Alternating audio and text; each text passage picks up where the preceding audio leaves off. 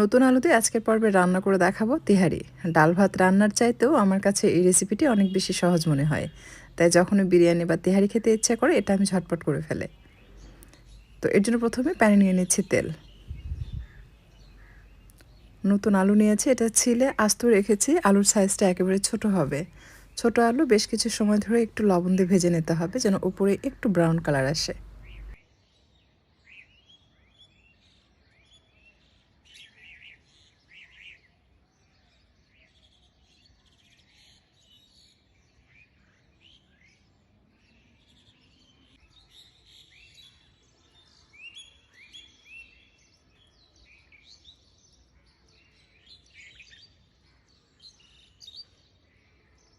আলু ভাজা হয়ে গেলে আমি তুলে একপাশে রেখে দিচ্ছি। সেম তেলে দিয়ে দিচ্ছি পেঁয়াজ কুচি। আমি 2 মুঠ পরিমাণ পেঁয়াজ কুচি এখানে দিয়ে দিলাম।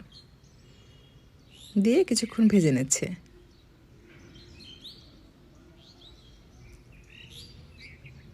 বেশ কিছুক্ষণ ভাজার পর দিয়ে দিচ্ছি গরম মশলা। এখানে কালো এলাচ, সাদা গোলমরিচ, তেজপাতা এবং দালচিনি নিয়েছে।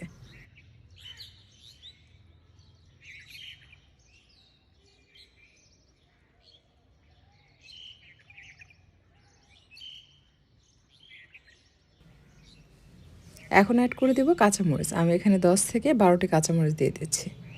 কাঁচামরিচ কেমন ঝাল বা কে কেমন ঝাল খেতে পছন্দ করেন সেটা বুঝে আপনার কাঁচামরিচটা কমিয়ে বা বাড়িয়ে অ্যাড করতে পারবেন। তবে তেহারিটা একটু ঝাল ঝাল হলে কিন্তু বেশি ভালো লাগে। আর দিয়ে দিচ্ছি আদা রসুন বাটা। আমি 4 চামচ ভর্তি করে 3 চা চামচ আদা রসুন বাটা এখানে অ্যাড করব।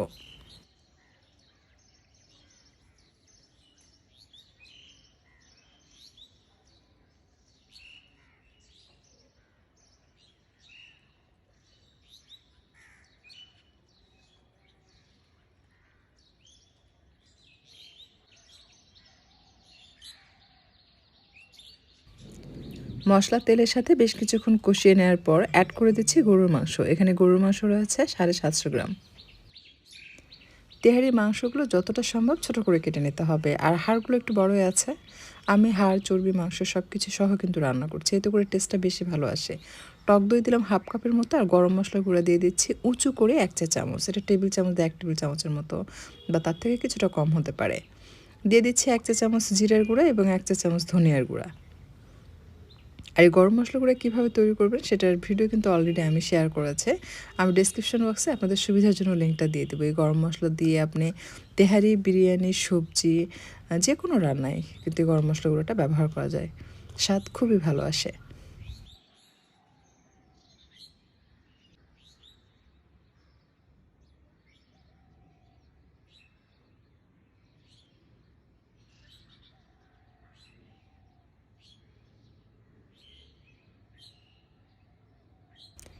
দিয়ে দিচ্ছি স্বাদ মতো লবণ। লবণটা এমনভাবে দিতে হবে যেন মাংস একদম পারফেক্ট হয়ে যায়। খুব ভালোভাবে মিশিয়ে মাংস সিদ্ধ হওয়ার জন্য দিয়ে দিব পানি। যেহেতু এখানে হাড় আছে তাই পানি ছাড়া কিন্তু মাংস সেদ্ধ হবে না। সো পানি দিয়ে মাংসটাকে সেদ্ধ করে নিতে হবে। শুধু সলিড মাংস দিয়ে রান্না করলে অনেক সময় মাংস থেকে যে পরিমাণ পানি বের হয় সেই পানিতেই কিন্তু মাংস সেদ্ধ হয়ে যায়, অথবা প্রেশার কুকারে রান্না করলেও পানি দেওয়ার প্রয়োজন হয় না। যেহেতু আমি কড়াইয়ে রান্না করছি তাই এটাকে সেদ্ধ করার জন্য পানি দিতে হবে। এই ধরনের প্যানে মাংস রান্না করলে পানিটা একটু বেশি ব্যবহার করতে হয়, তা না হলে সেদ্ধ হতে চায় না। যেহেতু পাত্রটা ছড়ানো, জলীয় বাষ্প হয়ে উড়ে যাবে।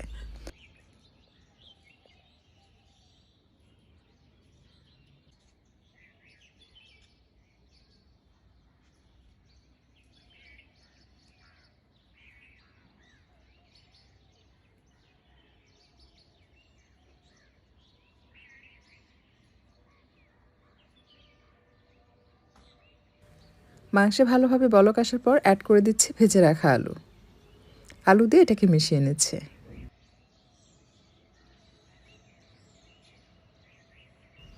এই পর্যায়ে আমি চেক করে দেখছি লবণ ঠিক আছে কিনা। তো আমার কাছে মনে হয়েছে লবণটা একটু কম হয়েছে, তাই আবার একটু দিয়ে দিলাম। আর সাথে দিয়ে দিচ্ছি কেওড়া জল। কেওড়া জলের বোতলের যে মুখ থাকে ওইটা দিয়ে একটা দিলাম। দিয়ে এটাকে ঢেকে দিচ্ছে। মিডিয়াম থেকে কম আঁচে রেখে আমি এটাকে 50 মিনিটের মতো রান্না করেছি। 50 মিনিট রান্না করলে দেখবেন মাংসটা খুব সুন্দরভাবে সেদ্ধ হয়ে যায়, যেহেতু ছোটো টুকরো করে কাটা। সো 1 ঘন্টার প্রয়োজন হবে না। যদি মাংস বড় হয় টুকরাগুলো সেক্ষেত্রে আপনার 1 ঘন্টার মতো সময় লাগবে এটাকে রান্না করতে। এতে করে মাংসটা এতটাই সফট হবে যে হাতে মধ্যে নিয়ে চাপ দিলেই এটা খুলে যাবে। ঠিক এভাবেই কিন্তু মাংসটা রান্না করতে হয়। এতে করে তেহারি বা বিরিয়ানি যেটাই রান্না করেন সেটা কিন্তু অনেক বেশি মজার হয় খেতে। তো আমার এটা ভুনা, ভুনা হয়ে গেছে দেখতে পাচ্ছেন তেল ভেসে উঠেছে। এই পর্যায়ে আমি মাংস গ্রেভি থেকে আলাদা করে নিচ্ছি। অর্থাৎ মাংস, আলু আমি তুলে আলাদা একটা পাত্রে রেখে দিচ্ছি।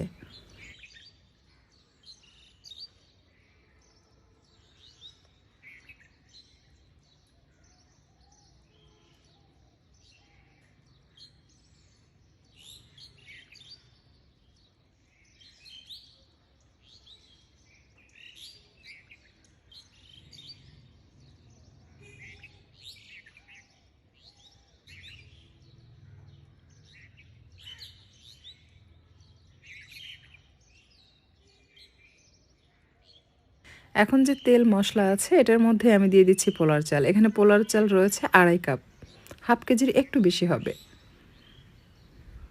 এরপর মিনিট 10 মতো আমি মশলার সাথে চালটাকে ভেজে নেব।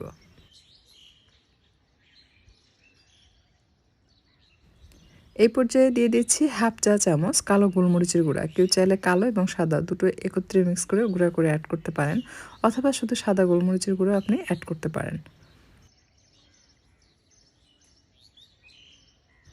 এখন দিয়ে দিচ্ছি ফুটন্ত গরম পানি। 2.5 কাপ চালের জন্য আমি 5 কাপ পানি অ্যাড করেছি। দিয়ে দিচ্ছি 1 চা চামচ ভর্তি করে লবণ, আর সেই সাথে দিয়ে দিচ্ছি স্বাদ বৃদ্ধির জন্য টেস্টিং সল্ট কোয়ার্টার টিস্পুন।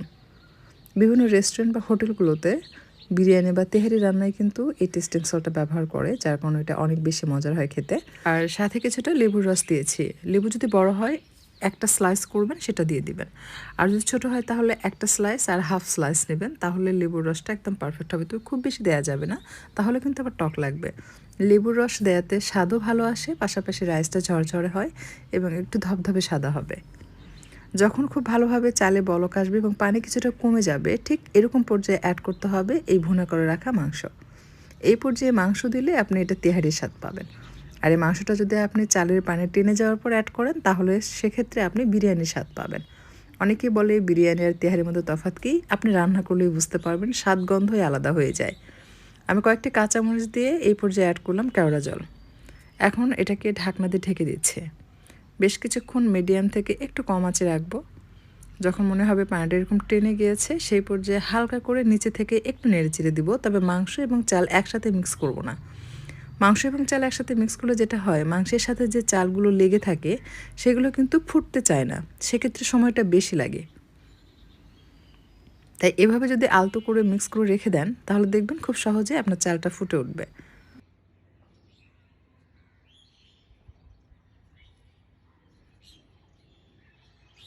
পানি প্রায় টেনে গিয়েছে দেখতে পাচ্ছেন। এই পর্যায়ে আমি সব কিছু একসাথে মিক্স করে নিচ্ছি, তা না হলে নিচে থেকে পুড়ে যাবে। যেহেতু আমি কড়াইয়ে রান্না করে দেখাচ্ছি, কড়াইয়ের নিচের অংশটা বেশ পাতলা, তাই এটা ঘন ঘন আমাকে উল্টে পাল্টে মিক্স করে নিতে হবে। এই পর্যায়ে আমি এই কড়াইয়ের নিচে একটা তাওয়া দিয়ে দিব, দিয়ে এটাকে দমে বসিয়ে রাখবো, তাহলে নিচে থেকে আর পুড়ে যাবে না। যদি এরকম কড়াইয়ে বা পাতিলে রান্না করেন সিলভারে, সেক্ষেত্রে অবশ্যই নিচে মোটা তাওয়া দিবেন, তাহলে নিচে থেকে আর পুড়ে যাবে না। তা না হলে দেখবেন মাঝখানে নিচে থেকে যেখানে তাপ লাগবে সেই জায়গায় রাইসগুলো পুড়ে যাবে, তখন খেতে কিন্তু ভালো লাগবে না। নিচে একটা তাওয়া দিয়ে আমি দমে বসিয়ে রাখছি। তো মাঝে মাঝে ঢাকনা খুলতে হবে আর উল্টে পাল্টে দিতে হবে। আমার রান্নাটা প্রায় হয়ে গেছে দেখতে পাচ্ছেন। আপনারা নিশ্চয়ই দেখে বুঝতে পাচ্ছেন যে কতটা যে ঝরঝরে হয়েছে। এই পর্যায়ে আপনি কিন্তু চাইলে কাঁচা সরিষার তেল অ্যাড করতে পারেন, যদি সরিষার তেলের ঝাঁঝালো টেস্টটা আপনি পছন্দ করেন। এতে করে সরিষার তেলের কাঁচা গন্ধ এবং ঝাঁঝালো টেস্টটা পাবেন, তবে আমি অ্যাড করছি না। এই তেহারিটা আমার খুবই পছন্দের। অনেকে অল্প মশলায় তৈরি করেন, আপনি এভাবে একবার তৈরি করে দেখবেন, অনেক ভালো লাগে। আর যারা নতুন রাঁধুনি তাদের জন্য বলতে চাই, যদি আপনারা নতুন চাল দিয়ে তেহারি বা বিরিয়ানি যে কোনো কিছু রান্না করেন, সেক্ষেত্রে চাল যা নেবেন তার তুলনায় পানির পরিমাণটা একটু কম নেবেন। এখন কিন্তু নতুন চাল নেই, এখন যে চালগুলো পাওয়া যাচ্ছে এগুলো পুরনো। সো যে পরিমাণ পোলার চাল নেবেন তার দ্বিগুণ পানি দিবেন, তাহলে দেখবেন আপনার রাইসটা একদম ঝরঝরে হবে আর পারফেক্ট হবে। চালের পরিমাণে পানি কম দিলে কিন্তু এখন চালটা ফুটবে না, তখন কিন্তু সেটা ভালো লাগবে না।